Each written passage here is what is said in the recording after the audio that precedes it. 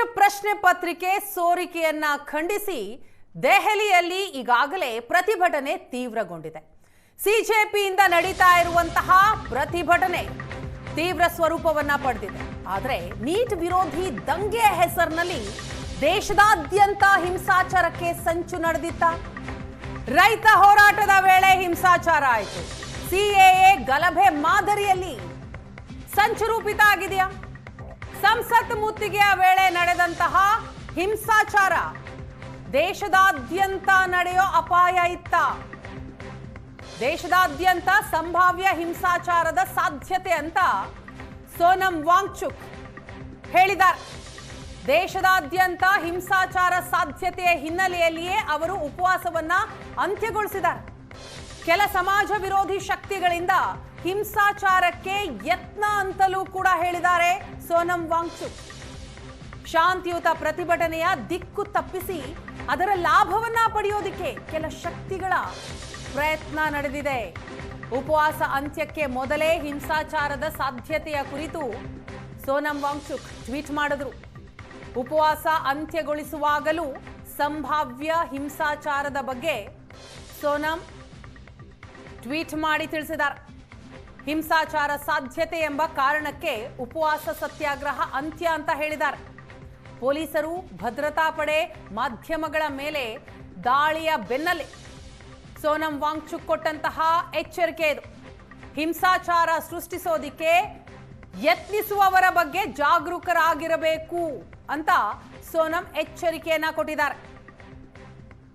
ದೇಶದಲ್ಲಿ ಹಿಂಸಾಚಾರದ ಸಾಧ್ಯತೆ ಇರುವ ಹಿನ್ನೆಲೆಯಲ್ಲಿಯೇ ಉಪವಾಸ ಸತ್ಯಾಗ್ರಹವನ್ನ ಅಂತ್ಯಗೊಳಿಸುತ್ತಿದ್ದೇನೆ ಅಂತ ವಾಂಗ್ಚುಕ್ ಟ್ವೀಟ್ನಲ್ಲಿ ತಿಳಿಸಿದ್ದಾರೆ. ಹಾಗಾದ್ರೆ ನೀಟ್ ವಿರೋಧಿ ದಂಗೆ ಹೆಸರಿನಲ್ಲಿ ದೇಶದಾದ್ಯಂತ ಹಿಂಸಾಚಾರಕ್ಕೆ ಸಂಚು ನಡೆದಿತ್ತ? ಆ ಪ್ರಶ್ನೆ ಅಂತೂ ಖಂಡಿತವಾಗ್ಲೂ ಉದ್ಭವ ಆಗಿದೆ. ಈ ಹಿಂದೆ ನಾವು ಗಮನಿಸಿದ್ವಿ, ರೈತ ಹೋರಾಟದ ಸಂದರ್ಭದಲ್ಲೂ ಕೂಡ ಹಿಂಸಾಚಾರ ಆಯಿತು. ಸಿಎಎ ಗಲಭೆ ಮಾದರಿಯಲ್ಲೇ ಈ ನೀಟ್ ವಿರೋಧಿ ದಂಗೆಯಲ್ಲೂ ಕೂಡ ಸಂಚು ನಡೆದಿದೆಯಾ? ಈ ಸಂಚಿನ ಬಗ್ಗೆನೇ ವಾಂಗ್ಚುಕ್ ಅವರು ಮಾತನಾಡಿರೋದಾ, ಟ್ವೀಟ್ ಮಾಡಿರೋದಾ? ನಿನ್ನೆ ತಡರಾತ್ರಿ ಕೇಂದ್ರ ಸಚಿವರು ಜೆಪಿ ನಡ್ಡಾ ಹಾಗೂ ಜಿತೇಂದ್ರ ಸಿಂಗ್ ಸೋನಂ ವಾಂಗ್ಚುಕ್ ಇದ್ದಂತಹ ಆಸ್ಪತ್ರೆಗೆ ಭೇಟಿ ಕೊಟ್ಟು ಅಲ್ಲಿ ಅವರ ಮನವೊಲಿಸಿ ಅವರೆಲ್ಲ ಬೇಡಿಕೆಗಳನ್ನ ಈಡೇರಿಸುವ ಭರವಸೆಯನ್ನ ನೀಡಿದ ನಂತರ ವಾಂಗ್ಚುಕ್ ಅವರು ತಮ್ಮ ಉಪವಾಸ ಸತ್ಯಾಗ್ರಹವನ್ನ ಅಂತ್ಯಗೊಳಿಸಿದ್ರು. ಅದಾದ ನಂತರ ಮಾಡಿದಂತಹ ಟ್ವೀಟ್ ನಿಜಕ್ಕೂ ಆತಂಕವನ್ನ ಹುಟ್ಟು ಹಾಕ್ತಾ ಇದೆ. ದೇಶದಾದ್ಯಂತ ಸಂಭಾವ್ಯ ಹಿಂಸಾಚಾರ ನಡೆಯಬಹುದು ಎಂಬ ಕಾರಣಕ್ಕೆ ಉಪವಾಸ ಸತ್ಯಾಗ್ರಹ ಅಂತ್ಯಗೊಳಿಸಿದ್ದೇನೆ. ಇದು ವಾಂಗ್ಚುಕ್ ಅವರ ಟ್ವೀಟ್. ಹಿಂಸಾಚಾರಕ್ಕೆ ಪ್ರಚೋದಿಸುವವರ ಕುರಿತಾಗಿ ನಾವೆಲ್ಲರೂ ಕೂಡ ಅಲರ್ಟ್ ಆಗಿರಬೇಕು, ಜಾಗೃತವಾಗಿರಬೇಕು ಅಂತಲೂ ಕೂಡ ಎಚ್ಚರಿಕೆಯನ್ನ ಕೊಟ್ಟಿದ್ದಾರೆ. ಯಾವ ಕಾರಣಕ್ಕೂ ನಾವು ಹಿಂಸಾಚಾರಕ್ಕೆ ಅವಕಾಶ ಮಾಡಿಕೊಡಬಾರದು. ಕಳೆದ 26 ದಿನಗಳಿಂದಲೂ ಕೂಡ ವಾಂಗ್ಚುಕ್ ಅವರು ಮಾಡ್ತಾ ಇದ್ದಂತಹ ಪ್ರತಿಭಟನೆ, ಉಪವಾಸ ಸತ್ಯಾಗ್ರಹ ಶಾಂತಿಯುತವಾಗಿಯೇ ನಡೀತಾ ಇತ್ತು. ಆದರೆ ಈಗ ಹಿಂಸಾ ರೂಪವನ್ನ ತಳೆದಿದೆ. ಅದರ ಕುರಿತಾಗಿಯೇ ವಾಂಗ್ಚುಕ್ ಅವರು ಎಚ್ಚರಿಕೆಯನ್ನ ಕೊಟ್ಟಿರೋದು. ಈ ಬಗ್ಗೆ ಮಾತಾಡೋಣ. ನಮ್ಮ ಪ್ರತಿನಿಧಿ ಶಶಿಶೇಖರ್ ಇದೀಗ ನಮ್ಮ ಜೊತೆ ಸಂಪರ್ಕದಲ್ಲಿದ್ದಾರೆ. ಶಶಿ, ಗಮನಿಸ್ತಾ ಇದ್ದೀವಿ, ನಿನ್ನೆ ವಾಂಗ್ಚುಕ್ ಅವರು ಉಪವಾಸ ಸತ್ಯಾಗ್ರಹವನ್ನ ಅಂತ್ಯಗೊಳಿಸಿದ್ರು. ಉಪವಾಸ ಸತ್ಯಾಗ್ರಹ ಅಂತ್ಯಗೊಳಿಸಿದ ನಂತರ ಅವ್ರು ಮಾಡಿದಂತಹ ಟ್ವೀಟ್ ಇದೆಯಲ್ಲ, ಅದು ನಿಜಕ್ಕೂ ಕೂಡ ಆತಂಕವನ್ನ ಹುಟ್ಟು ಹಾಕ್ತಾ ಇದೆ. ದೇಶದಾದ್ಯಂತ ಸಂಭಾವ್ಯ ಹಿಂಸಾಚಾರದ ಸಾಧ್ಯತೆ ಬಗ್ಗೆ ಅವ್ರು ಮಾತನಾಡಿರೋದು. ಸಂಪರ್ಕ ಕಡಿತಗೊಂಡಿದೆ, ಮತ್ತೆ ಮಾತನಾಡಿಸ್ತೀನಿ. ನಿನ್ನೆ ರಾತ್ರಿ ವಾಂಗ್ಚುಕ್ ಅವರು ತಮ್ಮ ಉಪವಾಸ ಸತ್ಯಾಗ್ರಹವನ್ನ ಅಂತ್ಯಗೊಳಿಸಿದ್ರು. ಅಂತ್ಯಗೊಳಿಸಿದ ನಂತರ ಅವರು ಮಾಡಿದಂತಹ ಟ್ವೀಟ್ ಸ್ಕ್ರೀನಲ್ಲಿ ಗಮನಿಸ್ತಾ ಇದ್ದೀವಿ. ದೇಶದಲ್ಲಿ ಹಿಂಸಾಚಾರದ ಸಾಧ್ಯತೆ ಇತ್ತು, ಹಾಗಾಗಿನೇ ಉಪವಾಸ ಸತ್ಯಾಗ್ರಹವನ್ನ ಅಂತ್ಯಗೊಳಿಸಿದ್ದೇನೆ ಅಂತ ಟ್ವೀಟ್ ಮಾಡಿರೋದು. ಅಷ್ಟೇ ಅಲ್ಲ, ಇಂತಹ ಘಾತುಕ ಶಕ್ತಿಗಳಿಂದ ಎಚ್ಚರವಾಗಿರಬೇಕು. ಸಮಾಜ ವಿರೋಧಿ ಶಕ್ತಿಗಳಿಂದ ಹಿಂಸಾಚಾರಕ್ಕೆ ಏನು ಯತ್ನ ನಡೆದಿದೆ, ಅಂಥವರಿಂದ ಎಚ್ಚರವಾಗಿರಬೇಕು, ಅಲರ್ಟ್ ಆಗಿರಬೇಕು, ಜಾಗೃತರಾಗಿರಬೇಕು ಅಂತ ಎಚ್ಚರಿಕೆಯನ್ನ ಕೊಟ್ಟಿದ್ದಾರೆ. ಶಾಂತಿಯುತ ಪ್ರತಿಭಟನೆಯ ದಿಕ್ಕು ತಪ್ಪಿಸಿ ಲಾಭ ಪಡೆಯೋದಿಕ್ಕೆ ಕೆಲ ಶಕ್ತಿಗಳು ಯತ್ನಿಸ್ತಾ ಇವೆ. ಉಪವಾಸ ಅಂತ್ಯಕ್ಕೆ ಮೊದಲೇ ಹಿಂಸಾಚಾರದ ಸಾಧ್ಯತೆಯ ಕುರಿತು ಸೋನಂ ಅವರು ಟ್ವೀಟ್ ಮಾಡಿರೋದು.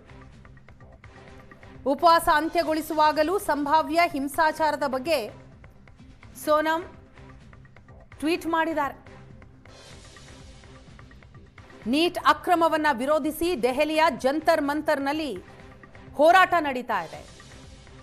ಸಿಜೆಪಿಗೆ ನಡೆಸ್ತಾ ಇರುವಂತಹ ಹೋರಾಟ ಹಿಂಸಾರೂಪಕ್ಕೆ ತಿರುಗಿದೆ. ಇವತ್ತು ದೇಶದಾದ್ಯಂತ ಪ್ರತಿಭಟನೆಯನ್ನ ಮಾಡಬೇಕು ಅಂತ ಸಿಜೆಪಿ ಕರೆ ಕೊಟ್ಟಿದೆ. ಇದರ ನಡುವಿನಲ್ಲಿ ನಿನ್ನೆ ರಾತ್ರಿ ಸಾಮಾಜಿಕ ಹೋರಾಟಗಾರ ಸೋನಂ ವಾಂಗ್ಚುಕ್ ತಮ್ಮ ಉಪವಾಸ ಸತ್ಯಾಗ್ರಹವನ್ನ ಅಂತ್ಯಗೊಳಿಸಿದ್ದಾರೆ. ಕೇಂದ್ರ ಸಚಿವರುಗಳು ಕೊಟ್ಟಂತಹ ಭರವಸೆಯ ಹಿನ್ನೆಲೆಯಲ್ಲಿ. ಆದರೆ ತಮ್ಮ ಉಪವಾಸ ಸತ್ಯಾಗ್ರಹ ಅಂತ್ಯಗೊಳಿಸುವುದಕ್ಕೂ ಮುನ್ನ ಹಾಗೂ ನಂತರ ಸೋನಂ ವಾಂಗ್ಚುಕ್ ಅವರು ಮಾಡಿದಂತಹ ಟ್ವೀಟ್ ಹಲವು ಪ್ರಶ್ನೆಗಳನ್ನ ಹುಟ್ಟು ಹಾಕ್ತಾ ಇದೆ. ನೀಟ್ ವಿರೋಧಿ ದಂಗೆ ಹೆಸರಿನಲ್ಲಿ ದೇಶದಾದ್ಯಂತ ಹಿಂಸಾಚಾರ ಮಾಡಬೇಕು ಅಂತ ಸಂಚು ರೂಪಿತ ಆಗಿತ್ತ. ಆ ಸಂಚಿನ ಹಿನ್ನೆಲೆಯಲ್ಲಿ ಅದನ್ನು ಅರಿತಂತಹ ಸೋನಂ ವಾಂಗ್ಚುಕ್ ಅವರು ಉಪವಾಸ ಸತ್ಯಾಗ್ರಹವನ್ನ ಅಂತ್ಯಗೊಳಿಸಿರೋದ ಆ ಕುರಿತಾಗಿ ಸ್ವತಃ ವಾಂಗ್ಚುಕ್ ಅವರೇ ಟ್ವೀಟ್ ಮಾಡಿದ್ದಾರೆ. ಮತ್ತೆ ಶಶಿಶೇಖರ್ ನಮ್ಮ ಜೊತೆ ಸಂಪರ್ಕಕ್ಕೆ ಸಿಕ್ಕಿದ್ದಾರೆ. ಶಶಿ, ಸೋನಂ ವಾಂಗ್ಚುಕ್ ಅವರು ಮಾಡಿದಂತಹ ಟ್ವೀಟ್ ಹಲವು ಪ್ರಶ್ನೆಯನ್ನ ಹುಟ್ಟು ಹಾಕ್ತಾ ಇದೆ. ಅಂದ್ರೆ ದೇಶದಲ್ಲಿ ಸಂಭಾವ್ಯ ಹಿಂಸಾಚಾರದ ಸಾಧ್ಯತೆಯ ಬಗ್ಗೆ ಅವರು ಮಾತನಾಡಿರೋದು, ಅದನ್ನ ಅರಿತೆ ಉಪವಾಸವನ್ನ ಅಂತ್ಯಗೊಳಿಸ್ತಾ ಇದ್ದೀನಿ ಅಂತ ಟ್ವೀಟ್ ಮಾಡಿದ್ದಾರೆ. ಹಾಗಾದ್ರೆ ನಿಜಕ್ಕೂ ಅಂತಹ ಸಂಚು ನಡೆದಿತ್ತ ಅನ್ನುವಂತಹ ಪ್ರಶ್ನೆ. ಯಾವುದೇ ಹೋರಾಟಗಳು ದೀರ್ಘಕಾಲದಲ್ಲಿ ನಡೆದಾಗ ಮತ್ತು ಆ ಹೋರಾಟಕ್ಕೆ ಸರ್ಕಾರಗಳು ಪ್ರತಿಕ್ರಿಯೆಯನ್ನ ಅಷ್ಟು ಬೇಗ ಕೊಡದೇ ಇದ್ದಾಗ ಕೆಲವು ಸಮಾಜಘಾತಕ ಶಕ್ತಿಗಳು ಆ ಹೋರಾಟವನ್ನ ದಿಕ್ಕು ತಪ್ಪಿಸಿ ಅದರ ಮೂಲಕ ಲಾಭ ಪಡೆಯಲು ಪ್ರಯತ್ನ ಮಾಡ್ತವೆ. ಅದು ಉದಾಹರಣೆಗೆ ರೈತ ಹೋರಾಟದ ವಿಷಯದಲ್ಲಿರಬಹುದು, ಸಿಎಎ ದಂಗೆಯ ವಿಷಯದಲ್ಲಿರ್ಬೋದು. ಸಿಎಎ ದಂಗೆಯ ವಿಷಯದಲ್ಲಂತೂ ದೇಶಾದ್ಯಂತ ಹಿಂಸಾಚಾರ ಆಗಿತ್ತು. ರೈತ ಹೋರಾಟದ ವಿಷಯದಲ್ಲೂ ಕೂಡ ಕೆಲವು ಖಲಿಸ್ತಾನಿ ಎಲಿಮೆಂಟ್ಗಳು ಅದರ ದಿಕ್ಕು ತಪ್ಪಿಸಿ ಲಾಭವನ್ನ ಪಡೆಯೋದಕ್ಕೆ ಯತ್ನಿಸಿದ್ವು. ಈ ಹೋರಾಟದಲ್ಲೂ ಕೂಡ ಅದೇ ರೀತಿಯ ಬೆಳವಣಿಗೆಗಳು ಸಾಕ್ಷಿಯಾದವು. ಸಂಸತ್ ಮುತ್ತಿಗೆ ಹಾಕುವ ಸೋಮವಾರದ ದಿನ ನಡೆದಂತಹ ಪ್ರತಿಭಟನೆಯಲ್ಲಿ ಈ ಹೋರಾಟ ಆರಂಭವಾಗಿ 37 ದಿನ ಆಯ್ತು. ಇವತ್ತಿಗೆ 37ನೇ ದಿನ. ಸೋನಂ ವಾಂಗ್ಚುಕ್ ಉಪವಾಸ ಸತ್ಯಾಗ್ರಹ ಆರಂಭಿಸಿ 26ನೇ ದಿನ. ಯಾವಾಗ ಸಂಸತ್ ಕಲಾಪ ಸೋಮವಾರದಿಂದ ಆರಂಭ ಆಗುತ್ತೆ ಅನ್ನುವಂತಹ ಘೋಷಣೆ ಬಂದಾಗ ಮುತ್ತಿಗೆಯನ್ನ ಹಾಕ್ತೀವಿ ಅಂತ ಸಿಜೆಪಿ ಪಾರ್ಟಿ ಹೇಳ್ತು. ಮುತ್ತಿಗೆ ಹಾಕುವ ದಿನ ದೆಹಲಿಯ ಕೇಂದ್ರ ಭಾಗದಲ್ಲಿ, ಅದರಲ್ಲೂ ಸಂಸತ್ ಭವನದ ಸುತ್ತಮುತ್ತ ದೊಡ್ಡ ಮಟ್ಟದಲ್ಲಿ ಹಿಂಸಾಚಾರ ಆಗಿತ್ತು. ಪೊಲೀಸರ ಮೇಲೆ, ಭದ್ರತಾ ಪಡೆಗಳ ಮೇಲೆ ಮತ್ತು ಮಾಧ್ಯಮಗಳ ಮೇಲೆ ಹಲ್ಲೆ ಮಾಡುವಂತಹ ಪ್ರಯತ್ನಗಳು ಆಗಿತ್ತು.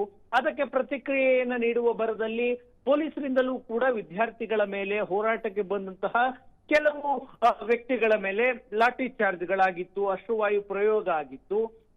ಅದಾದ ನಂತರ ಹೋರಾಟ ದಿನದಿಂದ ದಿನಕ್ಕೆ ತೀವ್ರವಾಗುವಂತಹ ಆತಂಕ ಎದುರಾಗ್ತಾ ಇತ್ತು. ಆ ಹಿನ್ನೆಲೆಯಲ್ಲಿ ಸೋನಂ ವಾಂಗ್ಚುಕ್ ನಿನ್ನೆ ರಾತ್ರಿ 9:35 ಒಂದು ಟ್ವೀಟ್ ಮಾಡ್ತಾರೆ.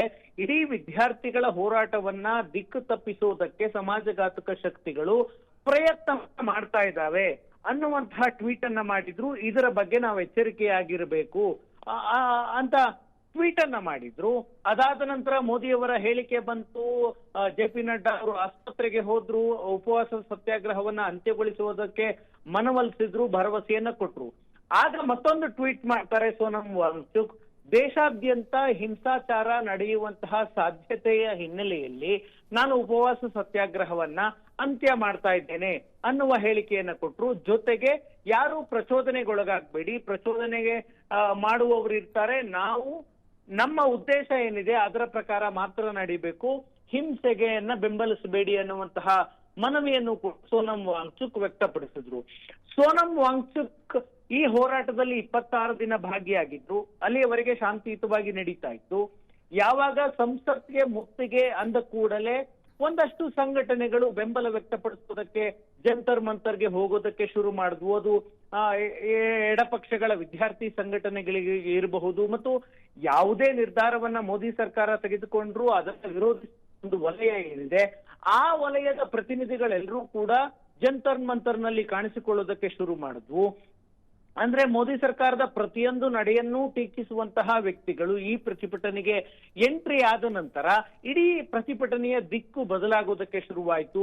ಪೊಲೀಸರ ಮೇಲೆ ಅಟ್ಯಾಕ್ ಮಾಡೋದಕ್ಕೆ ಶುರುವಾಯಿತು. ಅಲ್ಲಿ ವರದಿಗೆ ಹೋದಂತಹ ಮಾಧ್ಯಮ ಪ್ರತಿನಿಧಿಗಳನ್ನ ದಾಳಿ ಮಾಡೋದು, ಅವರನ್ನ ಗೇಲಿ ಮಾಡುವಂತದ್ದು, ಅವರನ್ನ ನಿಂದಿಸುವಂತದ್ದು, ಒಂದಷ್ಟು ರಾಷ್ಟ್ರೀಯ ಮಾಧ್ಯಮಗಳ ಪ್ರತಿನಿಧಿಗಳ ಮೇಲೆ ಹಲ್ಲೆಯೂ ಕೂಡ ಆಯ್ತು. ಯಾವಾಗ ಪೊಲೀಸರ ಮೇಲೆ ಹಲ್ಲೆ, ಮಾಧ್ಯಮದವರ ಮೇಲೆ ಹಲ್ಲೆ ಆಗೋದಕ್ಕೆ ಶುರುವಾಯ್ತೋ ಇಡೀ ಹೋರಾಟ ದಿಕ್ಕು ತಪ್ಪುತ್ತಾ ಇದೆ ಅನ್ನುವಂತಹ ಸೂಚನೆಗಳು ಸಿಗ್ತಾ ಹೋದ್ವು. ಆ ಹಿನ್ನೆಲೆಯಲ್ಲಿ ಇವತ್ತು ದೇಶಾದ್ಯಂತ ಸಿಜೆಪಿ ಹೋರಾಟಕ್ಕೆ ಕರೆಯನ್ನ ನೀಡಿತ್ತು.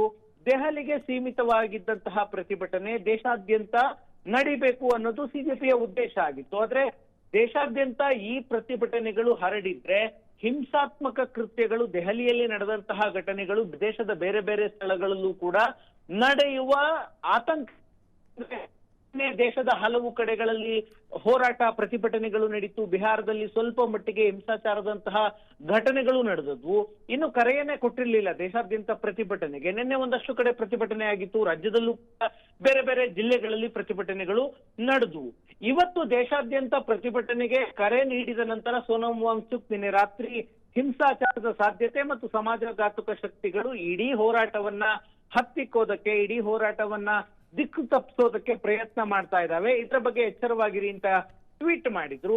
ಅದಾದ ನಂತರ ಈಗ ಉಪವಾಸ ಸತ್ಯಾಗ್ರಹ ಅಂತ್ಯ ಆಗಿದೆ. ಅಂತ್ಯ ಮಾಡುವ ಸಂದರ್ಭದಲ್ಲಿ ಮಾಡಿದಂತಹ ಸೋನಂ ವಾಂಗ್ಚುಕ್ ಅವರ ಟ್ವೀಟ್ ಅನ್ನು ನೋಡಿದ್ರೆ ದೇಶಾದ್ಯಂತ ಈ ನೀಟ್ ಪರೀಕ್ಷಾ ಅಕ್ರಮವನ್ನ ಉದ್ದೇಶಿಸಿ ವಿದ್ಯಾರ್ಥಿಗಳು ನಡೆಸಿರುವಂತಹ ಪ್ರತಿಭಟನೆ ದಿಕ್ಕು ತಪ್ಪಿ ಅದನ್ನ ಬೇರೆಯವರು ಲಾಭ ಮಾಡಿಕೊಳ್ಳುವಂತಹ ಪ್ರಯತ್ನ ಆಗಬಹುದು ಅನ್ನುವಂತಹ ಎಚ್ಚರಿಕೆ ವಾಂಗ್ಚುಕ್ ಕೊಟ್ಟಿದ್ದಾರೆ. ಆ ಕಾರಣಕ್ಕಾಗಿ ಇವತ್ತು ಕೇಂದ್ರ ಸರ್ಕಾರ ಸಿಜೆಪಿಯ ಪ್ರತಿನಿಧಿಗಳ ಜೊತೆ ಕೂಡ ಚರ್ಚೆ ಮಾಡಲಿದೆ. ಆದ್ರೆ ಆದಷ್ಟು ಬೇಗ ಈ ವಿದ್ಯಾರ್ಥಿಗಳ ಹೋರಾಟವನ್ನ ಅವರ ಮನವೊಲಿಸಿ ನಿಲ್ಲಿಸಬೇಕು, ಅವರ ಬೇಡಿಕೆಗಳನ್ನ ಈಡೇರಿಸಬೇಕು ಅನ್ನುವ ಹಂತಕ್ಕೆ ಮೋದಿ ಸರ್ಕಾರ ಬಂದಂತಿದೆ. ಯಾಕಂದ್ರೆ ನಿನ್ನೆ ರಾತ್ರಿ 12:52 ಮೋದಿ ಟ್ವೀಟ್ ಮಾಡಿ, ವಿಡಿಯೋ ಪೋಸ್ಟ್ ಮಾಡಿ ಬೇಡಿಕೆಗಳನ್ನ ಈಡೇರಿಸುವ ಒಂದಷ್ಟು ಮಾತುಗಳನ್ನ ಆಡಿದ್ರು. ಅಂದ್ರೆ ಹೊಸ ಕಾನೂನು ತರ್ತೀವಿ, ಕ್ರಮವನ್ನ ತೆಗೆದುಕೊಳ್ತೀವಿ ಅಂತ. ಅದಕ್ಕೂ ಮುಂಚೆ ಶಿಕ್ಷಣ ಇಲಾಖೆಯ ಕಾರ್ಯದರ್ಶಿಯವರನ್ನ ವಜಾ ಮಾಡುವಂತಹ ನಿರ್ಧಾರವನ್ನ ತೆಗೆದುಕೊಳ್ತು.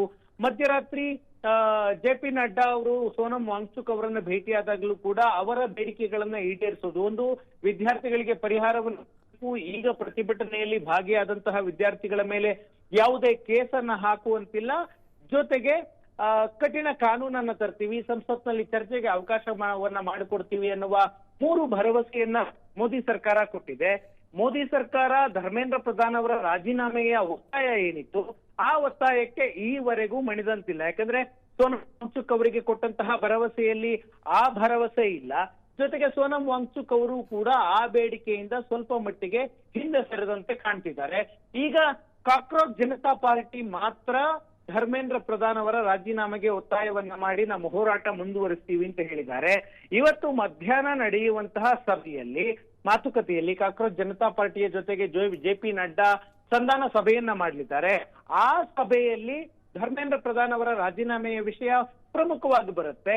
ಅಲ್ಲಿ ಏನ್ ಚರ್ಚೆ ಆಗುತ್ತೆ ಅನ್ನುವುದರ ಆಧಾರದ ಮೇಲೆ ಮುಂದಿನ ಬೆಳವಣಿಗೆಗಳು ನಿರ್ಧಾರ ಆಗುತ್ತೆ. ಈಗಾಗಲೇ ಕಾಂಗ್ರೆಸ್, ಪ್ರಮುಖ ವಿರೋಧ ಪಕ್ಷ ಮತ್ತು ಇತರೆ ಪ್ರತಿಪಕ್ಷಗಳೆಲ್ಲವೂ ಕೂಡ ಧರ್ಮೇಂದ್ರ ಪ್ರಧಾನ್ ಅವರ ರಾಜೀನಾಮೆ ನಂತರವೇ ಸಂಸತ್ನಲ್ಲಿ ಚರ್ಚೆಗೆ ಅವಕಾಶ ಮಾಡಿಕೊಡ್ತೀವಿ ಅನ್ನುವ ಹೇಳಿಕೆಗಳನ್ನ ರಾಹುಲ್ ಗಾಂಧಿ, ಪ್ರಿಯಾಂಕ್ ಮಲ್ಲಿಕಾರ್ಜುನ ಖರ್ಗೆ ಕೊಡ್ತಾ ಇದ್ದಾರೆ.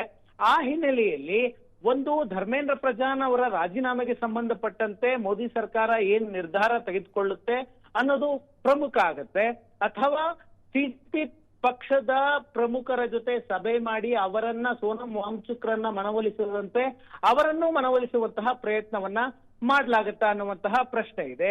ಈಗ ಒಟ್ಟಾರೆ ಸೋನಂ ವಾಂಗ್ಚುಕ್ ದೇಶಾದ್ಯಂತ ಹಿಂಸಾಚಾರ ನಡೆಯುವಂತಹ ಸಾಧ್ಯತೆ ಇದೆ ಅನ್ನುವಂತಹ ಕಾರಣ ಕೊಟ್ಟಿರೋದ್ರಿಂದ ಇಡೀ ಹೋರಾಟ, ಇಡೀ ಪ್ರತಿಭಟನೆ, ಸರ್ಕಾರದ ವಿರುದ್ಧ ನಡೀತಿದ್ದಂತಹ ಪ್ರತಿಭಟನೆಯನ್ನ ಶಕ್ತಿಗಳು ಅದನ್ನ ದುರುಪಯೋಗ ಮಾಡಿಕೊಳ್ಳೋದಕ್ಕೆ ಪ್ರಯತ್ನ ಮಾಡಿದ್ವು ಅನ್ನೋದನ್ನ ಸೋನಂ ಅವರೇ ಹೇಳಿದ್ದಾರೆ.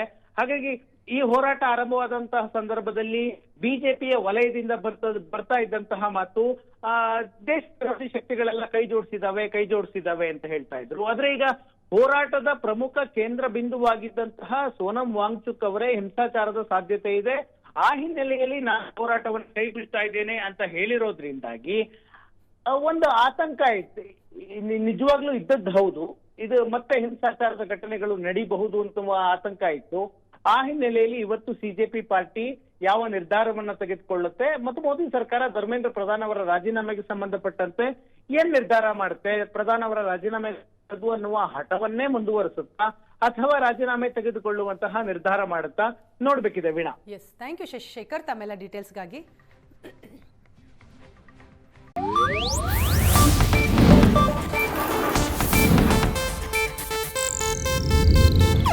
ಇದು ಏಷ್ಯಾನೆಟ್ ನ್ಯೂಸ್ ನೆಟ್ವರ್ಕ್ ಪ್ರಸ್ತುತಿ.